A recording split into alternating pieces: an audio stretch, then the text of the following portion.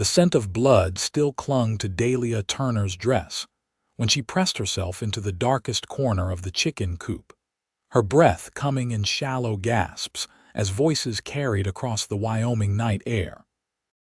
She had run for 3 days straight from the mining camp, where her uncle had tried to sell her to a saloon owner to cover his gambling debts. And now she found herself in Cheyenne, hiding among roosting hens on some stranger's property while her lungs burned and her feet bled through her worn boots. The chickens clucked nervously around her, sensing her fear as she pulled hay over her dark hair, and prayed that whoever owned this land would not check on their birds until morning when she could slip away unnoticed. The door to the coop swung open with a creak that made her heart stop. "Easy now, ladies," a deep voice said, and lantern light flooded the small space. "Just making my rounds before bed." Dahlia held her breath, pressing herself further into the corner, but one of the hens squawked indignantly at her presence and flapped its wings. The light swung in her direction, and she found herself staring up at a tall man with sandy hair that fell across his forehead and eyes the color of a summer sky. He wore dusty work clothes and had a kind face, though surprise quickly replaced the calm expression he had worn moments before. "Well, I'll be," he said softly, holding the lantern higher. "You are not a fox." Dahlia scrambled to her feet, hay falling from her hair and dress. "Please," she whispered, her voice hoarse from thirst and exhaustion. "Please do not tell anyone I am here. I will leave at first light.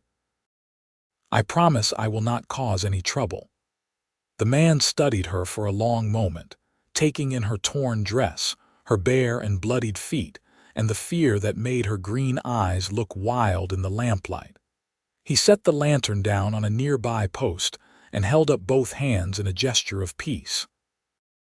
"I am not going to hurt you," he said gently. "My name is Kieran Doyle. This is my ranch. You look like you have been running for a while." Dahlia nodded, not trusting herself to speak. Her throat felt tight with unshed tears, and she had not allowed herself to cry since she fled the mining camp. Crying would have slowed her down, and being caught would have meant a fate worse than death. "When did you last eat?" Kieran asked, his voice still soft, as though he were speaking to a skittish horse. "I do not remember," Dahlia admitted. 2 days, maybe 3. Kieran nodded slowly, then picked up the lantern again. "Come with me. You need food and water, and those feet need tending to. We can figure out the rest after you have had some rest." "I cannot pay you," Dahlia said quickly. "I have nothing to my name." "I did not ask for payment," Kieran replied. "Come on now. You are safe here." Something in his voice, a steadiness that she had not heard from a man in longer than she could remember, made her believe him. Dahlia followed him out of the chicken coop, limping slightly as her feet protested each step. The night air was cool against her skin, and she could see stars scattered across the dark sky like diamonds on black velvet. Kieran led her to a modest ranch house with a wide porch and windows that glowed with warm light from within.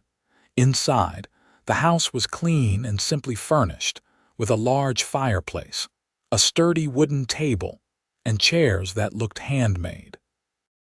Kieran gestured for her to sit while he moved about the kitchen, pumping water into a basin and setting a kettle on the stove. He pulled bread from a cupboard, along with cheese and dried meat, arranging them on a plate that he set before her. "Eat slowly," he advised. "Your stomach will not be happy if you rush it." Dahlia did not need to be told twice.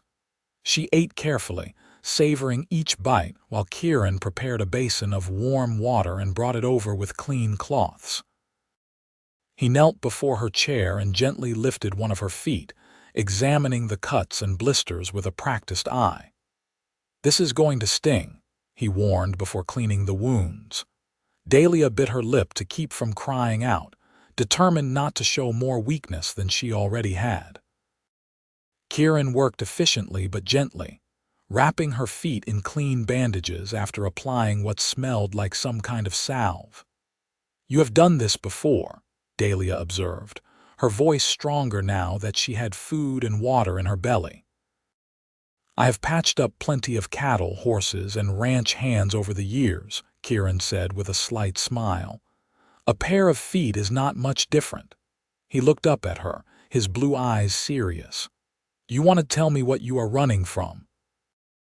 Dahlia hesitated, then decided that this man who had shown her nothing but kindness deserved the truth. "My uncle. He raised me after my parents died of fever when I was 12. He was never a good man, but he got worse after he started drinking heavily and gambling. 3 nights ago, he told me he had sold me to a saloon owner named Marcus Crane to settle his debts. I was supposed to work in the saloon, but I knew what that really meant. I ran." Kieran's jaw tightened, and something dangerous flashed in his eyes before he controlled it. "Did they follow you?" "I do not know," Dahlia admitted. "I tried to cover my tracks, but I am not exactly skilled at running away. This was my first time." "How old are you?" Kieran asked. 21, Dahlia replied. "Old enough to know what men like Marcus Crane want from women like me." Kieran nodded and stood, carrying the basin of now pink water back to the kitchen. "You can stay here," he said, his back to her. "I have a spare room. It is not much, but it has a bed and a door that locks from the inside. You will be safe." "I cannot just stay here," Dahlia protested, though the thought of a real bed and safety made her want to weep with relief. "What will people think?" Kieran turned to face her, and she was struck again by how handsome he was, with strong features and an honest face. "I do not particularly care what people think," he said. "This is my land, and I will help who I choose to help.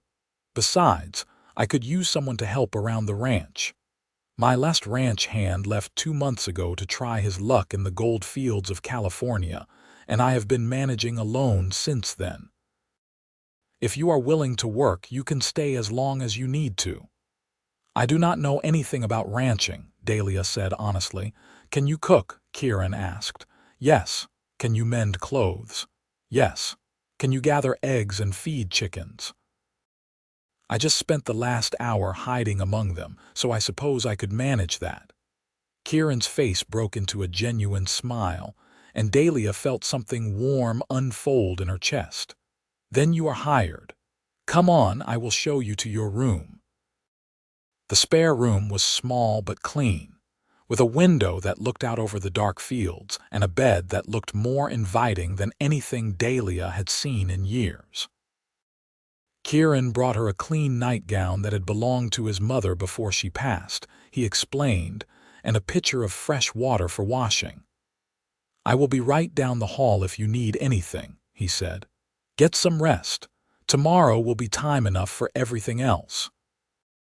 After he left, closing the door quietly behind him, Dahlia stood in the middle of the room and let herself cry. She cried for the parents she had lost, for the uncle who had betrayed her, for the fear she had carried for 3 days and nights. But she also cried with relief, because for the first time since her parents died, she felt like someone actually cared whether she lived or died. She washed her face and hands, changed into the nightgown, and climbed into bed. The sheets smelled like sunshine and soap, and the mattress was soft enough to feel like a cloud. Within minutes, Dahlia Turner fell into the deepest sleep she had experienced in 9 years. When she woke, sunlight was streaming through the window, and she could hear the sound of someone moving around in the kitchen.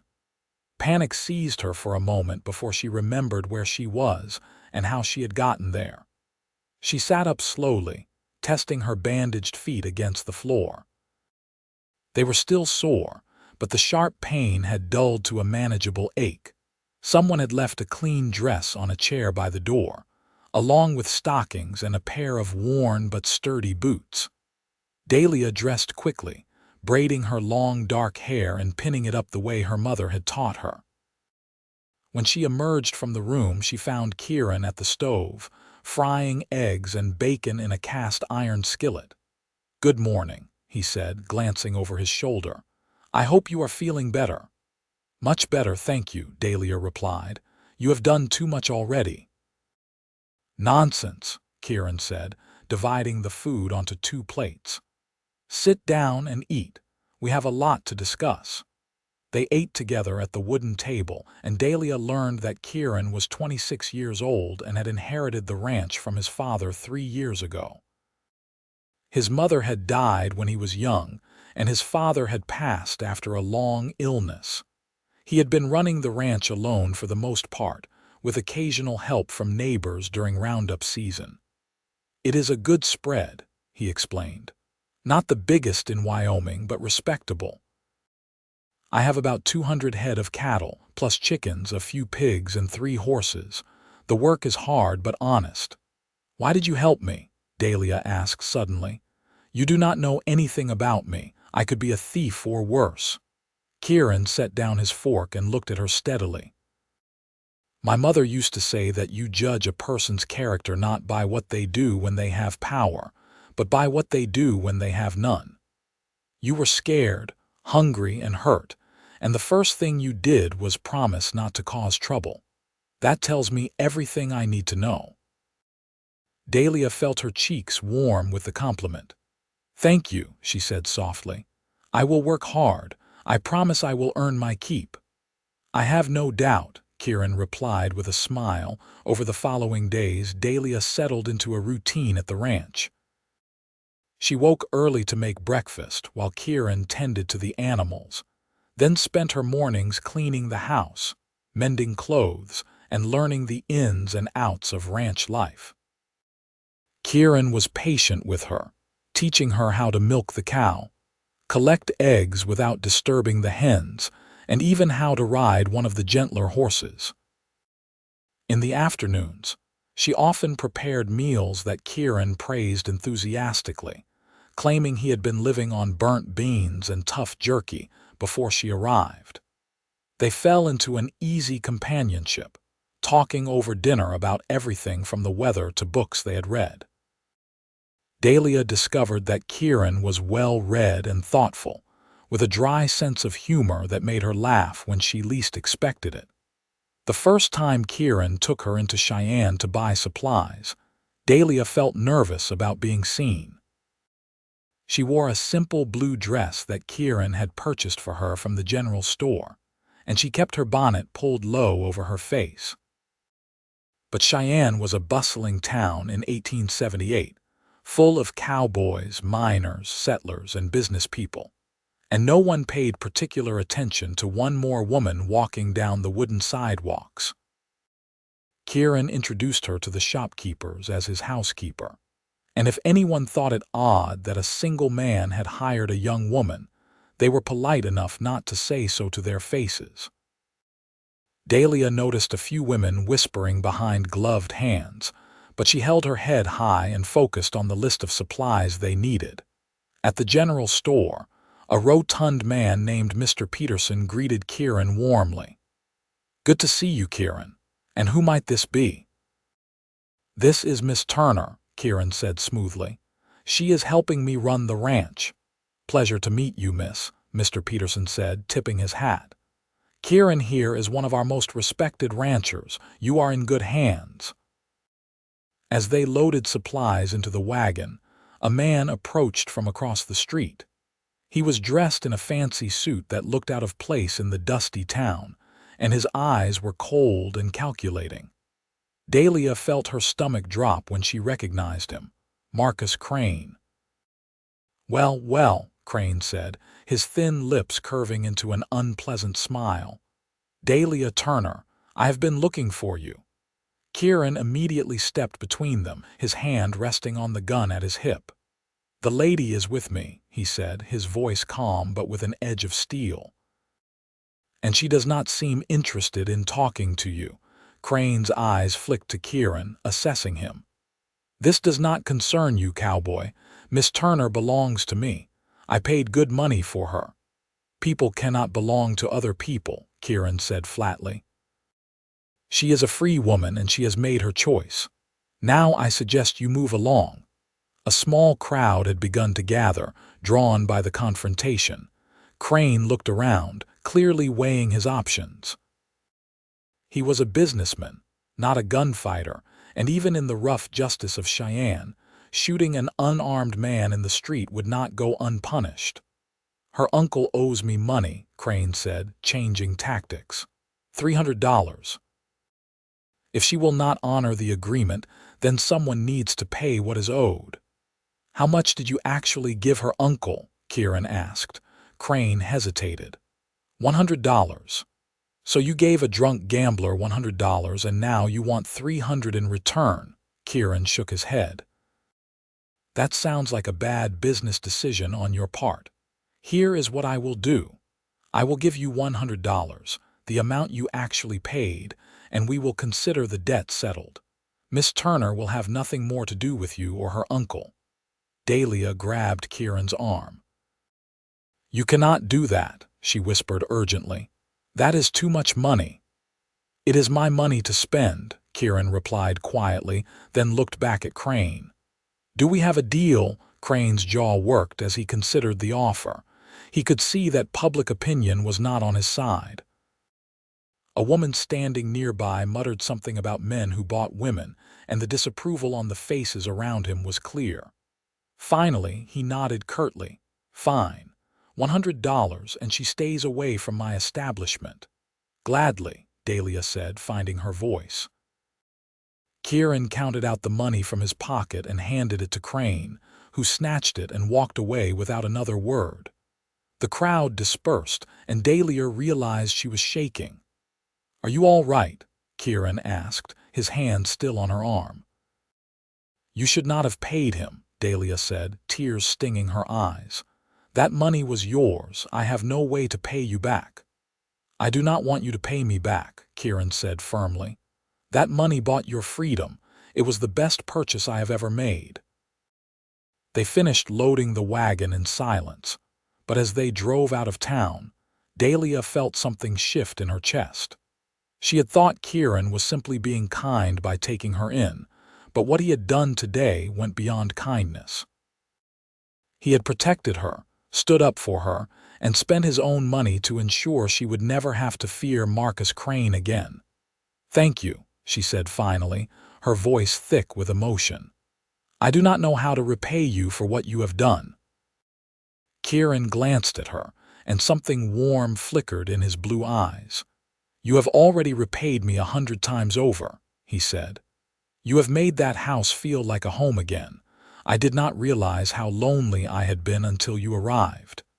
Dahlia felt her heart skip a beat. She had been trying not to think about how she felt when Kieran smiled at her across the dinner table, or how safe she felt when he was near, or how she had started listening for his footsteps in the morning with an eagerness that had nothing to do with breakfast. She had told herself that gratitude was making her feel things that were not real, but the way Kieran was looking at her now made her wonder if perhaps her feelings were not as one-sided as she had assumed. The weeks that followed brought them closer together in ways both subtle and profound. Kieran taught Dahlia to shoot, insisting that every woman on a ranch should know how to protect herself. They spent long afternoons with tin cans lined up on fence posts, Kieran standing behind her to adjust her aim, his hands warm on her shoulders. She learned to anticipate the kick of the rifle and the satisfaction of hitting her target. But what she remembered most was the proud smile on Kieran's face when she finally shot 3 cans in a row. In the evenings, they sat on the porch together, watching the sun set over the Wyoming prairie while crickets sang in the tall grass. Kieran told her stories about his childhood, about his father teaching him to rope cattle and his mother reading to him from leather-bound books by lamplight. Dahlia shared memories of her own parents, of her father's laugh and her mother's gentle hands braiding her hair. "What would you have done if your uncle had not tried to sell you?" Kieran asked one evening as the sky turned gold and pink. Dahlia thought about it. "I suppose I would have stayed at the mining camp, cooking and cleaning for him until he drank himself to death or I grew too old to be useful. It was not much of a life, but I did not know how to leave. Where would I have gone? You are here now, Kieran said softly. That is what matters. I am here because you found me hiding in your chicken coop, Dahlia replied with a small smile. What if you had decided not to check on them that night? Then, I would have found you in the morning, and we would be having this same conversation just 12 hours later, Kieran said. Some things are meant to happen, Dahlia. I believe that. She looked at him, at the strong lines of his face illuminated by the dying light, and felt her breath catch. Do you really believe that? I do, Kieran said, holding her gaze. I believe you were meant to find your way here, and I was meant to find you. Call it fate or providence or plain luck, but I am grateful for it every single day. Dahlia wanted to tell him that she felt the same way, that somewhere between the chicken coop and this moment, she had fallen hopelessly in love with him. But the words stuck in her throat, trapped by fear and uncertainty. What if she was wrong? What if Kieran only saw her as someone to be protected, a responsibility rather than a woman he could love? As if sensing her thoughts, Kieran reached over and took her hand. His palm was rough from hard work, but his touch was gentle. Dahlia, I need to tell you something. Her heart hammered in her chest. What is it? I know you came here running from a bad situation, and I do not want you to feel pressured or obligated in any way. But I would not be honest if I did not tell you that my feelings for you have grown into something more than just friendship or concern. I care about you, Dahlia, more than I probably should. Dahlia stared at their joined hands, emotions swirling inside her like a summer storm. You care about me. I do, Kieran said, his voice steady despite the vulnerability in his eyes. I understand if you do not feel the same way. You have been through a lot and you might not be ready for this, but I wanted you to know the truth. Kieran, Dahlia said, finally finding her voice. I have been trying to convince myself that what I feel for you is just gratitude. I thought if I kept telling myself that, it would hurt less when the day came that you found someone else. But the truth is, I do not want there to be anyone else. I think I started falling in love with you the night you found me in the chicken coop and offered me kindness when I expected cruelty. Kieran's face broke into a smile that made him look younger and happier than she had ever seen him. You love me. I do, Dahlia whispered. Is that all right? Instead of answering with words, Kieran leaned forward and kissed her. It was a gentle kiss, sweet and tentative, full of promise and hope.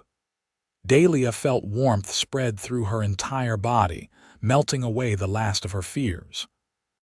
She kissed him back, her free hand coming up to rest against his chest, where she could feel his heart beating as rapidly as her own. When they finally pulled apart, both were breathing a little harder. Kieran rested his forehead against hers, still holding her hand. I have wanted to do that for weeks, he admitted. Why did you wait so long? Dahlia asked with a soft laugh. I wanted to give you time, Kieran said. I wanted you to feel safe here, to know that you could trust me. I did not want you to think that helping you came with expectations. You are a good man, Kieran Doyle, Dahlia said, cupping his face with her hand. Better than I deserve. That is not true, Kieran said firmly. You deserve everything good in this world, Dahlia Turner, and I intend to spend the rest of my life making sure you have it. They sat together on the porch until the stars came out, talking and kissing and planning a future that neither of them had dared to imagine just weeks before. Kieran told her about his dreams of expanding the ranch, maybe adding sheep to go along with the cattle. Dahlia shared her hope of planting a garden come spring, with vegetables and flowers that would make the house even more of a home. Will you marry me? Kieran asked suddenly, the words tumbling out as if he could not hold them back any longer. I know it is fast, and I know we have only known each other for a short time, but I do not need more time to know that I want to spend my life with you. Say yes, Dahlia. Please say yes." Dahlia felt tears spring to her eyes, but this time they were tears of joy. "Yes," she said, laughing and crying at the same time. "Yes, I will marry you." Kieran swept her into his arms, spinning her around on the porch while she laughed and held on to him. When he set her down, he kissed her again, deeper this time, and Dahlia felt like her heart might burst from happiness. They were married 3 weeks later in a small church in Cheyenne, with Mr. Peterson and his wife standing as witnesses. Dahlia wore a dress of white lace that Kieran had bought from a dressmaker, and she carried wildflowers that they had picked together from the fields around the ranch. The ceremony was simple but heartfelt, and when the preacher pronounced them husband and wife, Dahlia felt like she had finally found where she belonged. The ranch became truly theirs together. Dahlia proved to be a quick learner, and soon she was helping Kieran with tasks that went beyond housekeeping. She learned to herd cattle on horseback, to mend fences, and to keep the ranch's books in neat columns that made Kieran shake his head in admiration. Under her management, the household ran smoothly, and Kieran had more time to focus on breeding better cattle and improving their stock. They worked side by side through the heat of summer and into the cool days of autumn. When winter came, they spent cozy evenings by the fire, Kieran reading aloud from newspapers and books while Dahlia sewed or knitted. They talked about everything and nothing, learning each other's habits and quirks, building a life together one day at a time. In the spring of 1879, Dahlia discovered she was pregnant. She told Kieran one morning over breakfast, watching his face carefully for his reaction.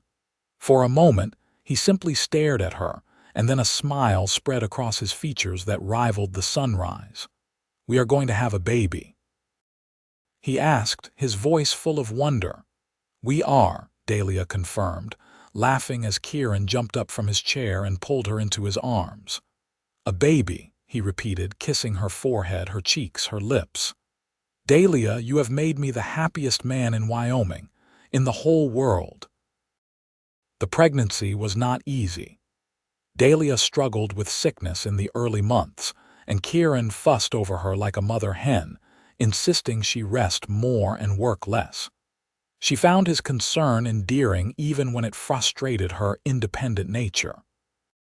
As her belly grew, Kieran would talk to the baby through her skin, telling stories and singing songs that made Dahlia's heart swell with love.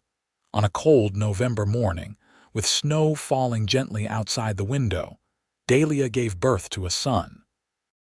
The labor was long and difficult, with only the doctor from town and Mrs. Peterson to help her through it.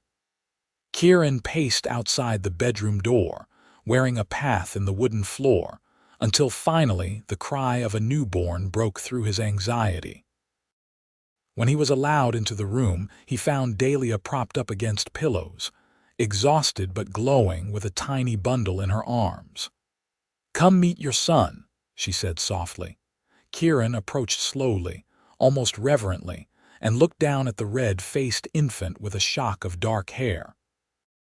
"He is perfect," Kieran whispered, his voice thick with emotion. "He looks like you." "He has your nose," Dahlia argued gently. "What should we name him?" They had discussed names throughout the pregnancy, debating and changing their minds countless times. But looking at their son, Kieran said, "James, after my father, James Doyle." "James," Dahlia repeated, smiling. "It is perfect." Kieran sat on the edge of the bed and carefully took his son into his arms, cradling him with surprising confidence. "Hello, James," he said. "I am your father, and I promise to love you and protect you every day of your life. You have the best mother in the world, and together we are going to show you everything there is to know about this ranch and this life." Watching her husband hold their son, Dahlia felt overwhelming gratitude for the path that had led her here. If someone had told her a year and a half ago, when she was hiding terrified in a chicken coop, that she would end up here, married to a good man and holding his child, she would never have believed it. But life had a way of surprising you, she thought. Sometimes the worst moments led to the best ones. The years that followed were filled with hard work, laughter, challenges, and love. Little James grew into a sturdy boy with his mother's dark hair and his father's blue eyes. He followed Kieran around the ranch from the time he could walk, imitating his father's long strides and serious expressions in a way that made Dahlia laugh. 2 years after James was born, Dahlia gave birth to a daughter they named Sarah, after Kieran's mother. Sarah had Kieran's sandy hair and Dahlia's green eyes, and from the beginning, she had a fierce independence that reminded them both of her mother. While James was content to work quietly alongside his father, Sarah was always asking questions, always pushing boundaries, always determined to do everything her older brother could do. The ranch prospered under their joint management. Kieran's cattle brought good prices at market, and Dahlia's careful management of their finances allowed them to save money and invest in improvements. They built a new barn, added more land to their property, and became well-respected members of the Cheyenne community. Dahlia never saw her uncle again. She heard through town gossip that he had died of liver failure 2 years after she left, alone and penniless in a boarding house. She felt sadness at the waste of his life, but no guilt. She had tried to help him when she was younger, but he had chosen his path just as she had chosen hers. Marcus Crane also faded from her life, though she occasionally saw him on trips to town. He always looked away when their paths crossed, clearly remembering the public humiliation of being forced to take Kieran's payment. Eventually, his saloon failed, and he left Cheyenne for parts unknown. Dahlia found she did not care where he went, as long as it was far away from her family. When James was 8 and Sarah was 6, Dahlia discovered she was pregnant again. This pregnancy was easier than the first 2, and when their third child, a boy they named Thomas, was born on a warm summer evening, the whole family celebrated. James and Sarah were immediately fascinated by their baby brother, competing to hold him and help care for him. Kieran proved to be an extraordinary father. He was patient and kind, teaching his children about ranching and life with the same steady hand he had once used to teach Dahlia. He showed James how to rope cattle and mend fences, taught Sarah to ride despite her young age when she demanded to learn, and rocked Thomas to sleep on nights when the baby was fussy. In the evenings, after the children were in bed, Kieran and Dahlia would sit together on the porch just as they had in those early days of their courtship. The conversations were different now, filled with discussions about their children's education and the ranch's needs, but the love between them had only deepened with time. "You remember the night I found you in the chicken coop?" Kieran asked one evening, his arm around Dahlia's shoulders as they watched the sun set. "I think about it often," Dahlia admitted. "I was so scared that night. I did not know what would happen to me." "I knew," Kieran said softly. "The moment I saw you, even though you were covered in hay and terrified, I knew you were special. I did not know I would fall in love with you, or that we would build this life together, but I knew you were meant to be here." Dahlia leaned into him, breathing in the familiar scent of leather and soap that would always mean home to her. "You saved my life that night." "No," Kieran corrected gently. "You saved your own life by being brave enough to run. I just gave you a safe place to land." "You gave me everything," Dahlia said, turning to look at him. Even after years of marriage, the sight of him still made her heart skip a beat. "A home, a family, a future. You made me mistress of everything I see here, Kieran. This ranch, this life, it is as much mine as it is yours." "It always has been," Kieran said, kissing her forehead. "From the moment you agreed to stay, this became as much your ranch as mine.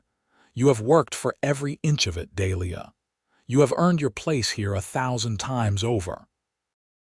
As they sat together in the fading light, Dahlia thought about how far she had come from that frightened girl in the chicken coop. She had learned to be strong, to fight for what she wanted, to build a life from nothing but determination and love. The ranch that had once seemed so foreign to her was now as familiar as her own heartbeat. She knew every fence line, every pasture, every corner of the house that she and Kieran had made into a home. The children grew, as children do. James developed into a serious young man who shared his father's love of ranching and steady temperament. By the time he was 16, he was handling much of the daily operation of the ranch, giving Kieran time to focus on expansion and breeding programs that made their cattle some of the most sought after in Wyoming. Sarah grew into a spirited young woman with her mother's practical nature and her father's stubbornness. She learned to keep books better than either of her parents, managing the ranch's accounts with precision, and even negotiating better prices with buyers who underestimated her because of her gender. She had no interest in leaving the ranch for city life, declaring that she would rather rope cattle than attend fancy parties any day. Thomas, the baby of the family, proved to be the most adventurous of the three. He loved exploring the far reaches of the ranch, discovering hidden springs and wildlife that even his parents had not known existed. He had a gift with horses, able to calm even the most skittish animals with his gentle touch and patient manner. When James turned 20, he married a girl from a neighboring ranch, a kind young woman named Elizabeth who fit into the family as if she had always been there. Kieran and Dahlia gave them a portion of land to build their own house, keeping them close while allowing them independence. 2 years later, they made Kieran and Dahlia grandparents with the birth of a daughter they named Dahlia, after her grandmother. Holding her granddaughter for the first time, Dahlia was overwhelmed by emotion. "My mother would have loved to see this," she told Kieran quietly. "She would have loved to know that her name would continue. She would be so proud of you," Kieran said, wrapping his arms around both Dahlia and the baby. "Look at what you have built, what you have created. You have given our children and grandchildren a legacy of love and hard work. That is something to be proud of." Sarah showed no interest in marriage, much to the disappointment of several young men in Cheyenne. "I am perfectly happy here," she told her parents when they gently asked if she had thought about her future. "Why would I want to leave when I have everything I need right here? Besides, someone needs to make sure James does not mess up the accounting." Thomas, at 14, was still more interested in horses than girls, which Kieran said was perfectly fine with him. "Let him be young," he told Dahlia. "There is plenty of time for all of that later." The ranch continued to grow and prosper. What had started as a modest spread became one of the most successful cattle operations in the territory. Kieran and Dahlia were known not just for their business acumen, but for their fairness in dealing with others. They paid their ranch hands well and treated them with respect, which meant they had loyal workers who stayed for years. When Wyoming achieved statehood in 1890, the whole family traveled to Cheyenne to celebrate. It was a momentous occasion, seeing the territory they loved become a full member of the United States. Kieran held Dahlia's hand as they watched the parade through the streets, both of them marveling at how much the world had changed since that night in 1878, when their paths first crossed. "We have seen a lot of history," Dahlia commented as they watched politicians give speeches and bands play patriotic songs. "We have made our own history," Kieran replied. "Every day we have spent together, every challenge we have overcome, every child we have raised." That is our history, and it matters just as much as anything happening here today. As the years passed, Kieran's hair turned from sandy blonde to silver, and lines deepened around Dahlia's eyes and mouth, lines that came from years of smiling and laughing. They moved a little slower than they once had, but their love for each other never diminished. If anything, it grew stronger with each passing year, deepened by shared experiences and weathered storms. They faced challenges, as all families do. There were years when drought threatened their cattle and their livelihood, years when harsh winters took their toll on the herd. They weathered market crashes and disputes with neighbors over water rights. Through it all, they faced each obstacle together, leaning on each other's strength when their own was not enough. On their 25th wedding anniversary, the children threw them a celebration. Friends and neighbors came from miles around to honor the couple who had become pillars of their community. There was music and dancing, food and laughter, and speeches that embarrassed both Kieran and Dahlia with their praise. When it was time to cut the cake that Sarah had baked, Kieran stood and raised his glass. "I want to thank everyone for coming to celebrate with us today, but most of all, I want to thank my wife. 25 years ago, I found Dahlia hiding in my chicken coop, scared and alone. I offered her a place to stay, and she gave me a life worth living. She has been my partner in every sense of the word, working beside me to build this ranch and this family. She has made me a better man, a better father, and a better member of this community. Dahlia, you are the love of my life, and I thank God every day that you chose that particular chicken coop to hide in." Everyone laughed and applauded, and Dahlia felt tears streaming down her face as she stood to embrace her husband. "I love you," she whispered against his chest. "Thank you for finding me. Thank you for seeing past the scared girl to the woman I could become." "I love you too," Kieran whispered back. "Always have, always will." The party continued late into the night, with Thomas playing fiddle and couples dancing under strings of lanterns. Dahlia watched her family and friends celebrating together and felt profound contentment. This life she had built with Kieran was more than she had ever dreamed possible. As they grew older, Kieran and Dahlia gradually handed over more responsibility to their children. James managed most of the cattle operation with his wife's help, while Sarah handled all the business dealings and finances.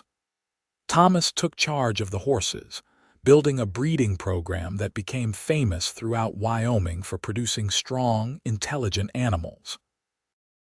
Kieran and Dahlia became the wise elders of the family, the ones the grandchildren ran to for stories and cookies, the ones whose advice was sought on important decisions. They spent their days in gentler pursuits now, Kieran whittling toys for the grandchildren while Dahlia tended her garden, which had grown over the years to include not just vegetables but beautiful flowers that bloomed from spring through fall. They still took their evening walks together, though they moved more slowly now, often stopping to rest on a bench Kieran had built overlooking their favorite view of the ranch. From there, they could see the house they had shared for so many years, the barns and outbuildings they had constructed, the pastures where their cattle grazed, and in the distance, the mountains that stood eternal and unchanging. "We did well," Kieran said one evening as they sat together, his arm around her shoulders in a gesture that had become as natural as breathing. "Look at what we built, Dahlia. Not just the ranch, but the family, the legacy." "We did it together," Dahlia replied, resting her head on his shoulder. "Everything we have, everything we are, we created it side by side." "Do you ever regret it?" Kieran asked. "The life you might have had if things had been different?" Dahlia turned to look at him, seeing in his weathered face the same kind eyes that had looked at her with compassion in the chicken coop all those years ago. "Never," she said firmly. Every path I could have taken led away from you, away from this. I would not trade a single moment of our life together for anything else the world could offer." Kieran kissed her then, soft and sweet, a kiss that held decades of love and devotion. "You made me mistress of everything," Dahlia said when they parted. "This ranch, this family, this life. You gave me power when I had none, respect when I had been shown nothing but contempt. You saw me as an equal partner when the world would have made me less." "You earned every bit of it," Kieran said. "Your strength, your intelligence, your capacity for love. Those things were always in you, Dahlia. I just gave you the space to let them flourish." As the sun set on another day, painting the sky in shades of orange and purple, they sat together in comfortable silence. Around them, the ranch hummed with life. They could hear James calling to his sons in the distance, teaching them to rope as his father had taught him. Sarah's voice drifted from the house as she went over accounts with her younger brother.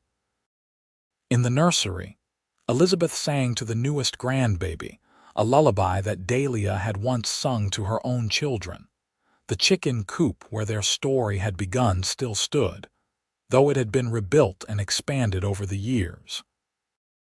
Sometimes Dahlia walked past it and smiled, remembering the terrified girl who had huddled in the dark, hoping against hope that she would not be discovered.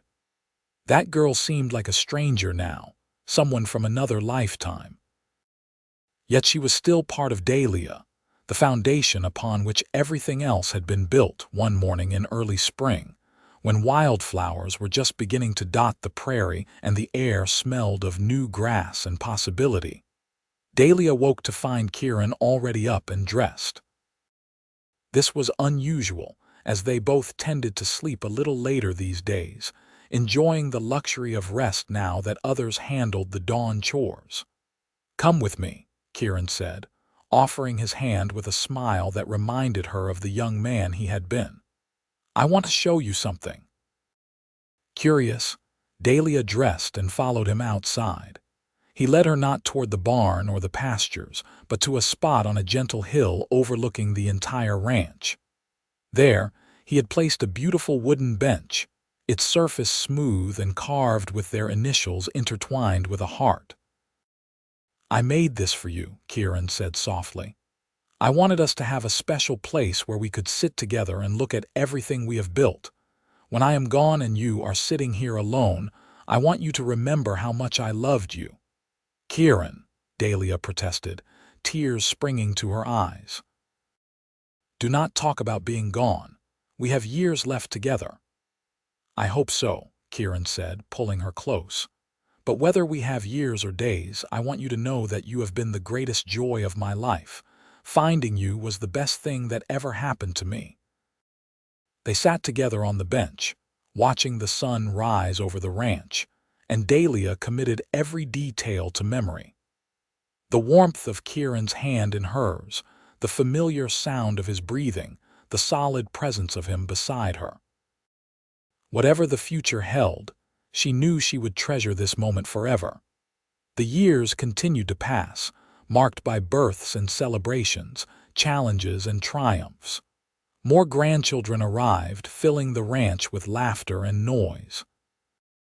The family grew and expanded, with some of the grandchildren eventually moving to pursue opportunities in growing towns and cities, while others stayed to help run the ranch that had been in the family for generations. Through it all, Kieran and Dahlia remained the heart of the family, the anchor that held everything together. Their love story became family legend, told and retold to children and grandchildren, who never tired of hearing how their grandmother had hidden in the chicken coop, and their grandfather had found her there. When Kieran passed away in his sleep at the age of 74 with Dahlia holding his hand, it felt like the sun had gone out. The family gathered to mourn him, sharing stories of his kindness, his wisdom, his unwavering devotion to his wife and children. They buried him on the hill where he had built the bench, with a simple headstone that read Kieran Doyle, beloved husband, father, and friend. Dahlia grieved deeply, but she did not break. Kieran had given her too much strength over the years for that. She continued to be involved in the ranch's operation, offering advice and wisdom when asked, playing with great-grandchildren who called her Grandma Dahlia, and tending her garden with the same care she always had. Every evening, she would walk up the hill to sit on the bench Kieran had made, watching the sunset and talking to him as if he were still beside her. She told him about the grandchildren's accomplishments, about improvements to the ranch, about small daily happenings that she knew would interest him. In those moments, she felt his presence so strongly that sometimes she would turn, expecting to see him sitting there with his arm around her shoulders. Dahlia lived to be 86 years old, remaining sharp and engaged until the very end. When she finally passed away on a warm summer evening, surrounded by children and grandchildren, her last words were, "Tell Kieran I am coming. Tell him I have missed him." They buried her beside Kieran on the hill, under a headstone that read Dahlia Doyle, beloved wife, mother, and matriarch. The bench remained between their graves, a testament to their love and the life they had built together. The ranch continued to thrive under the management of their descendants, who never forgot the lessons Kieran and Dahlia had taught them about hard work, integrity, and the importance of family. The story of how Dahlia had hidden in the chicken coop and Kieran had found her became the foundation myth of the family, a reminder that sometimes the greatest blessings come from the most unexpected places. The chicken coop itself was eventually preserved as a kind of family shrine, carefully maintained by each generation. Children would peek inside, trying to imagine their grandmother huddled in the dark, scared and alone. Adults would stand at the door and marvel at how one moment of chance, one decision to check on the chickens at night, had changed the course of so many lives. Decades later, a great-great-granddaughter named Lily stood in front of the chicken coop, listening as her mother told the story once again. And Grandpa Kieran found her right here, hiding in this very spot. He took her into the house, gave her food and shelter, and eventually they fell in love. Everything we have, everything we are, started because of that one night. Lily looked around at the thriving ranch, at the house that had been expanded and modernized but still retained its original heart, at the land that stretched as far as she could see. "They must have been very brave," she said. "They were," her mother agreed. Grandma Dahlia was brave enough to run when she needed to, brave enough to trust a stranger, and brave enough to build a new life from nothing. And Grandpa Kieran was brave enough to open his heart to someone who needed help, and wise enough to recognize that she was his equal partner in every way. That is the legacy they left us. Not just land and cattle, but the knowledge that love and hard work can build something that lasts for generations. The sun was setting as they walked back to the house together, casting long shadows across the land that Kieran and Dahlia had worked so hard to build.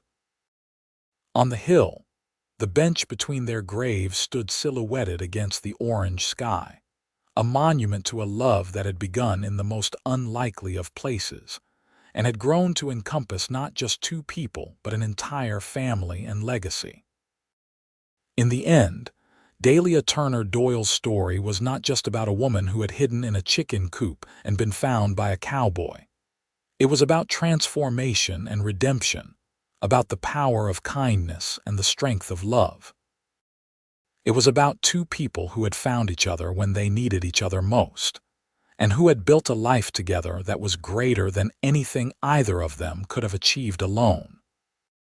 And somewhere in the vast Wyoming sky, if you believed in such things, two souls sat together on a bench overlooking the ranch they loved, watching the sunset and holding hands for all eternity, their love as enduring as the land itself.